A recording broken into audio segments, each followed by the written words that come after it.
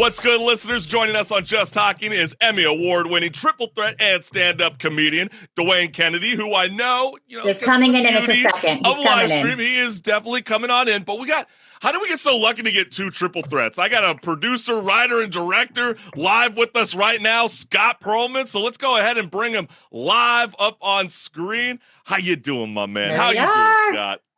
Doing good. How are you? Oh, man, we are doing blessed, my friend. And I know you got an incredible film out right now that's called Out of the Loop. So we might as well set the tone, let the people know what's good by playing the teaser trailer now for your film. So, Marissa, if you got it, let's roll the clip. Mm-hmm. Somebody in the audience said something like a rat-faced Jew. Funny thing was, I was having a good set. Did I know that it was a closed-minded racist club? Probably not. If I'm a classical music lover and I walk into a rock and roll club, it's not what I was expecting to hear. I'm tired. I'm weary. I'm like, yo! The Cotton Club was a room full of gangsters and dope dealers. Leaving condoms and coke all over the countertop. And the club was packed to the point that people were violating all kinds of fire rules. They were sitting in the aisle. I tried to come there when I was 19 or 20, and the guy wouldn't let me in. This cat was on stage and his brother just jumped up in it. It was like New Jack City. And all of a sudden, a gun goes off. Orlando was shocked. That was a gig that I did for the money. The best ending right there. I love it. There's a lot going on in this teaser. So, Scott, and welcome, Dwayne, for joining us. It's a pleasure to have you, man. I mean, you've been in the scene for quite a while, from your David Letterman days to being an Emmy award-winning stand-up comedian. It is so freaking badass. I love that they call you the Picasso of comedy. When I heard that, I was like, brilliant. Absolutely love that. So, gentlemen, set the tone. What's the premise of the film all about? Tell them, Scottish. Well, it basically just tells the history of Chicago stand-up comedy, starting with Tom Dreesen all the way to basically now. It features Dwayne heavily, who's a legend in the Chicago comedy scene. And it really explores how segregation and polarization of the city of Chicago itself is really reflected through the Chicago stand-up comedy scene. Mm-hmm. And Scott, I know when we spoke real briefly, you're in the beautiful city of Barcelona right now as we're speaking. I mean, gosh, it's got to be a beautiful out there. But like, I can't imagine comedy's flourishing out there like it was in the scene of Chicago. So, did you have connections and ties in the stand-up comedy world that led you to want to create a film talking about this scene? Well, I'm actually from Chicago, and I started my career doing stand-up in Chicago. So that's really what drew me in. I just happened to be in Barcelona now for other reasons. But funnily enough, they do have two improv clubs here and a stand-up club. And they're one of the improv clubs is in English, and the stand-up club is in English. Oh, that's pretty badass. I like that. Yeah. And have you noticed that the crowds are a little bit different across the pond? They're great. They're very just welcoming, and they love it. And I actually included in the documentary a clip of improv in Barcelona, because just coincidentally, someone had said that you could go to Europe and hear about Second City, and I happened to be coming to Europe, and I tracked down an improv club here, and I asked if I could film some stuff at the club, and the crowds were amazing. The performers were amazing. That happened to be in Catalan, and I didn't understand a word of it. But yeah, they have a whole different language. Not Spanish. Totally not. Well, I think that's the cool thing about stand-up comedy. Laughter and humor transcends globally. And what inspired you guys to want to do stand-up comedy, especially you, Dwayne? What inspired me? Just, I always loved it. As a kid, I thought I was funny. And, just loved watching it on television. And just, I, as a kid, I remember thinking, man, I would like to do that someday. You think about a lot of things as a kid, and then time goes by, you kind of dismiss that. And then a little more time goes by, it's like, well, you know what? I've always wanted to try it. let me give it a shot. So, Dwayne, what would you say your style of humor is? Because I know you were talking about, in the documentary, some of the early times about how to try to find your voice, and you felt like politics was kind of the way that you like to lead your sets. Is that because that was just kind of the world that you grew up in? I mean, like, how does that work out? Well, it was less politics than more just like social conditions, and just because of the way I mean, if you live your life. Do you think that's the problem with like today? We don't know the difference because it seems like there's a lot of things you could get away with in the 1980s. Chris might not know the difference. I know the difference between politics. No, and I social obviously do, but I mean, it definitely seems like there's, like what are some of those challenges? You're fired. Nah. I'll be laughing on your set. Don't worry. No, that's not what I'm saying. I guess like, there's a totally different times where, you have to work the crowd a lot differently compared to being live in the Comedy Store compared to now like the emergence of social media where, comedians, they can start to make a living through social media. And how has the game completely changed? Well, yeah, that is the whole thing, man. And now with, like I said, the advent of social media, people don't have to leave the house to make a living, which is it's, I don't know, man. It's good in the sense it gives more exposure to people and it gives people more exposure to comedy. But sometimes what can happen is these people who do like these internet sensations sometimes, and then they'll go into a club and don't have the same energy or the same flow. They don't know how to work the crowd because they're working for one user. And I can totally understand that because I tried my hand at stand-up comedy. And so I wrote the stuff and I'm like, oh, this sounds really, really funny. And I'm a funny person. I could do this. And I went on stage and my friends were like, how interesting. You're so funny in person, but horrible as a stand-up. And I was like, my heart, because I was doing the material without getting that live feedback. So I can totally understand the difference of being on social media, having this niche, and then trying to translate it to a live experience. Totally different. Right. You have to learn audience dynamics. It takes a minute. I mean, like anything, it takes a while to get good at it. And it wasn't. Had you stuck it out, who knows? Yeah. I mean, in a month or two or three or a year or 4 or 5 years, you might have been. Could have got a laugh. Yeah. Well, do you notice with some of these? Go ahead. Well, no, I was gonna say, because Scott, you did film edit, this documentary as well, and I'm just curious between both of you gentlemen. It seems like I notice it, but I wonder if you, as the comedian, notice it. It sometimes feels like, with TikTok videos of comedy or wherever you're checking out your stand-up bits, they feel so edited.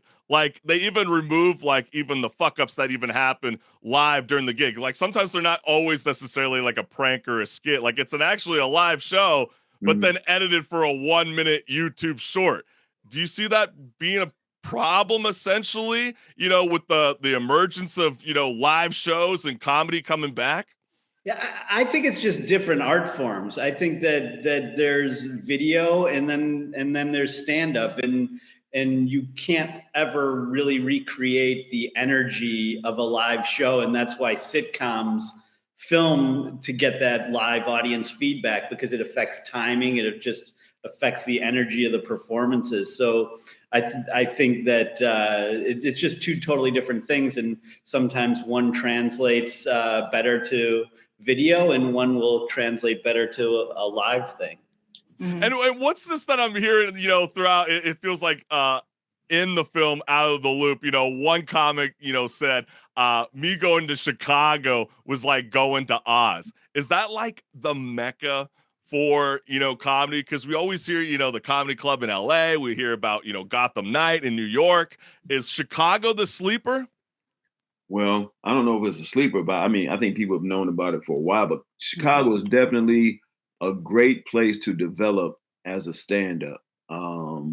It's been for a long time. Like I said in the film, like Chicago is a great place to get good. It's not the place to get famous, but it's where you go and get your chops and, you learn. And I want to say this before we go further, that this whole project was initiated by a comedian, a guy named Michael Alexander.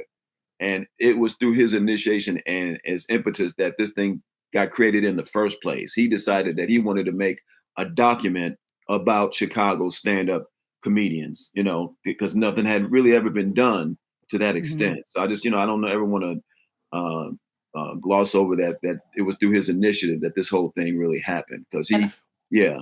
Yeah, and I love so much that you also, all of you, honored Bernie Mac, one of my all-time favorites, passed away way too young, on there, and set the standard. And I had honestly forgotten that that's where he came up also with Chicago. I actually totally forgot about that.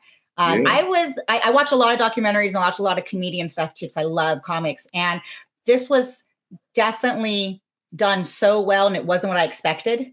Like I expected, okay, typical comedy, I'm going to learn about it, but I was riveted. I mean, and I'm saying something from honest heart. Right? I was riveted into your documentary because of the history of Chicago that bled through. It wasn't just, oh, here's a comic, here's a comic, here's a comic. It was like a blending of America, how we change, the history within it, our humor that changes, what comes out of it. I mean, there was hope. I mean, there was so much like unpacked in it. I mean, but you know what? One of the really things that I learned in the film, though, Marissa, which I thought was really cool, was would it even work today in 2023? You know how comedy would like get introduced in jazz clubs where there would be a singer and then a comedian, then a singer again, and then the comedian would come up. Do you think that would work in 2023? You know what? That's a good question, man. I would like to see that. That would be fun. I'd go to it. I think in some ways I would prefer to do comedy in a place like that. I don't know. It would just depend. You know, I've thought about this. I think about a lot of things that I don't do. You said Picasso. But you know, as far as going down to some of these jazz rooms and seeing if they would be open to putting on comedians like you said, like some of them used to do. You know, the Improv in New York started as a music club, and that was a thing. They would just introduce comedians, and I think they just saw, hey man, comedians is cheap labor. Let's just do comedy. Well, maybe, you know, the first place I ever did stand up at was an amateur rap, hip hop, and comedy night. So it was a variety thing. So we got rap battles, comedy bits. Scott Scott, did you start off in the rap battles before you did he was a battle rapper. I gotta see that in person. That'd be freaking hilarious. But, you know, I got to say, like, when I think about comedy in general, especially when I think about the year 2022, all we kept hearing for the longest time was, like, the death of comedy, cancel culture's out to get us, you know? But now it feels like in the year 2023, the new norm of comedy is just, you know, mocking the woke culture. Like, who's handcuffing comedians? I don't think anybody's handcuffing comedians. See, that's what I'm thinking. Yeah. You know, I mean, it's just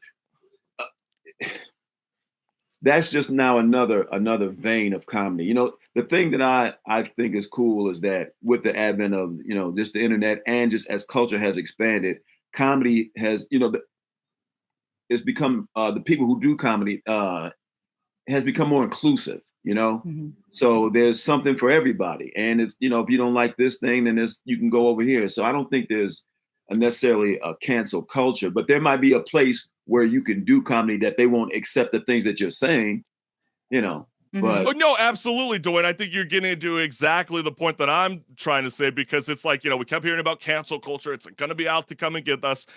I think about, you know, the nominations for Best Comedy Album in this year's Grammys. We both had Dave Chappelle and Louis C.K., which were supposedly supposed to be canceled for some of their, you know, political or cultural comments. That's sexual. Been kind of circulating. CK was sexual. Throw that one out. That one wasn't political. Well, he was also sexual. He showed his wee-wee. That one's a sexual. No, absolutely. But there was also a very funny comment that was in Out of the Loop, you know, kind of addressing that was great. But she's like, I'll be on Carnegie Hall. I don't care. Pull out that dick. I was like, yes. So that's the greatest compliment for a female comedian. The honesty. Yes, about my views on NAFTA while with my pants down. Yeah. Well, you know, it's funny because I'm right here in the Inland Empire, and it seems like, you know, a lot of people are kind of like up in the antics. Like, I mean, I heard a gal that just recently saw Carlos Mencia right here at the Ontario Improv, and she says at the very end of his skit, he pulls down his pants and flashes the crowd. I went, really? Like, okay, that's cool. But then, you know, there was something that Chris Rock said. Disappointing for everybody. Yeah, exactly. He better be hung. I'm like, if you're gonna pull out your dick, you better be hung. Like, I want to be like, damn, okay, share that. Disappointment. Like little tiny pinkies. You can just keep it in, boys. Keep it in. Come on. There's the difference between North Side and South Side comedy. Yeah, I want to South Sides, all right? Okay, I know where the idols are hanging. But there is something that Chris Rock recently said, and he said, quote, remove controversy and fearlessness from comedy and the acts will fall flat. Would you agree? I do agree that too. Yes, I do. I mean, and I sometimes, I mean, even now, I did a set a couple nights ago. It's like, man, I wish I'd just take more chances. You know, you take chances, you say what you have to say, and then you let the audience decide whether they're going to accept it or not accept it. But you should at least be able to put it out there, you know? And yeah. So I think people sometimes will give you the lane that you should be in, you know? Dictate for you. Yeah. Yeah, I remember people saying that there's a big difference between the comics who try to go to the audience versus the comics that have the audience come to them. Yeah. But doesn't it kind of feel like that? Because like I notice a lot of videos on TikTok when it comes to the new cats in the scene for stand-up comedy. It's almost like they're hoping to go viral because they get that weird crowd interaction. Like I saw a video with Jamie Kennedy. He was up on stage and he was just like egging this guy on, a drunk dude. And then he finally gets up on stage and he's like, yeah, I feel like he's the terrorist and he just took over the cockpit. It's like, don't you think after a while it might get kind of dangerous for the scene of comedy to start, you know, engaging with an audience on that kind of personal level? I mean, it could be, but I mean, that's the chance people have always taken. I mean, even before, you know, woke and the internet, there's I mean, I remember this is a classic. It's online now, but this is before the internet, where there's this guitar comic. You know what I'm talking about, Scottish? Yeah, this cat was playing guitar and he was being heckled. And the heckling went, I guess, too long for my man's taste. And he took that guitar and just went upside my man's. Oh my God, that's like a Billy Joe Armstrong, you know, jumping into the crowd and just karate chopping him. You know? That's probably the last time that homeboy heckled. That was it. He learned his lesson. That was, you know, some of the things that you guys. I once was performing in Wisconsin and I had a guy rush the stage because I made fun of the Green Bay Packers. Yeah. Oh, wow. Oh, God. It doesn't have to be terrible. Hey, good thing Will Smith wasn't in that crowd. You for sure getting clocked. Right. There was a line in Out of the Loop that stuck with me, and one gentleman put it, you know, funny is funny. Well, that's bullshit. Funny is funny depending on who's listening. I totally agree. You know, when I think about some of my favorite music, do we really go to music reviews to be like, oh, you know, that guy really trashed the new 72 seasons of Metallica. I don't know if I'm going to be listening to it anymore. So do stand-up comedians actually feel the pressure to appease to everyone? I'm sure some do. And, you know, just but not you. Well, I mean, I'm better about not doing that. I try not to pander. You know what it is? You meet the audience. You try to appeal to an audience with what you think is funny. You know, you don't want to pander to them, but you certainly want them to laugh. But you want them to laugh on your terms. Yeah, because I know, Dwayne, you were talking about, and, you know, Scott, you guys exploited in your film, you know, Out of the Loop, you know, some of the segregated parts of the Chicago scene. And did that kind of help you become the career stand-up comedian that you are today, being able to work the crowd?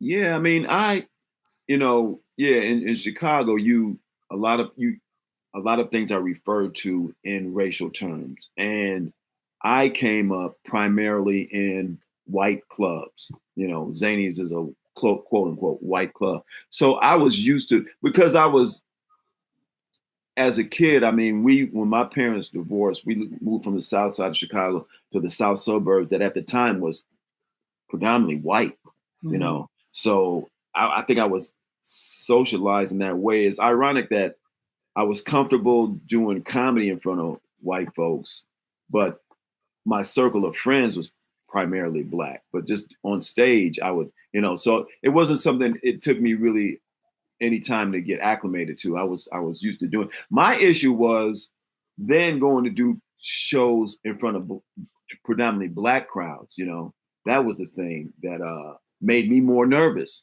to be honest with you. You know, why is that? just because I think it was my sensibility. I think my sensibility was not. It's a lot. It's a lot of things. No, I totally get you, but you know, I felt like it does part of it also too that comes with comedy is this like to throw away all the random baggage, like because I know like one person you know put it in the film, you know, part of being a comedian is making no money and bombing for a living, so you almost have to essentially embrace that because you could be the most AAA stand-up comedian and they still bomb live on stage. So So, like, what happens, you know, when a crowd goes completely silent? Like, how do you guys work the crowd? I'm always curious on how that works. You know what?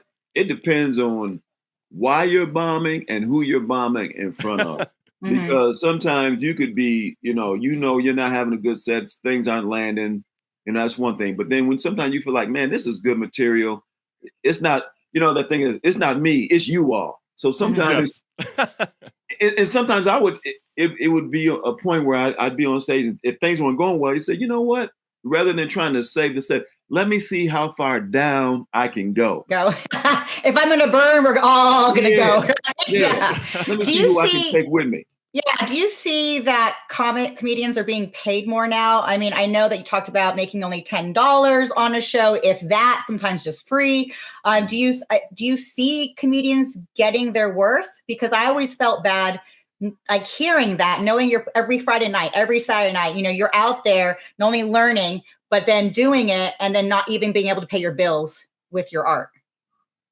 Well, I mean, there's certainly there's a time when that happens, and you know, comedians I think are show business's greatest resource because we work cheap, we're, you know, self-contained, and if there's a good comedian, they can be used for any be used in any number of situations as hosts, MCs, the party guests, the this, the that, you know. But a lot of times, ironically, people see that as they don't value it, and they see it as sort of expendable. You know, and it's like if it's not you, I can get somebody else because I'm just really trying to sell drinks or whatever it is. Yeah. So it takes a minute before you reach, I don't know, a stature, whatever it is, where you're getting paid, you know, compensated reasonably for what it is. Absolutely. No, absolutely, Dwayne. And I think, you know, for free and people still do it for $20 a show, but then some people can make 20,000 a show. Right. Yeah, if you just keep perfecting your craft, good things will come. Like they say, you know, you got to be 10 years in the game to actually be a professional at what you guys do. But I think what you guys have out right now today for all the listening audience to check out, Out of the Loop, it is an incredible film. And for anybody that wants to go ahead and check it out, where do they tune in? You can get it on anywhere that you can stream movies on, Apple TV, Amazon, Google Play, all of those places, like satellite, like pay-per-view. It's that simple. Just like how we can pick up our and it really is good. Peeps, I'm telling you, this is definitely a documentary you don't want to sleep on. I don't always say that for every movie. We see most movies are good we bring in, or documentaries, but this one, definitely worth putting the time in to see it. It's definitely really good, guys. And thank you guys again for joining the Chris College Show Millennial Talk Show.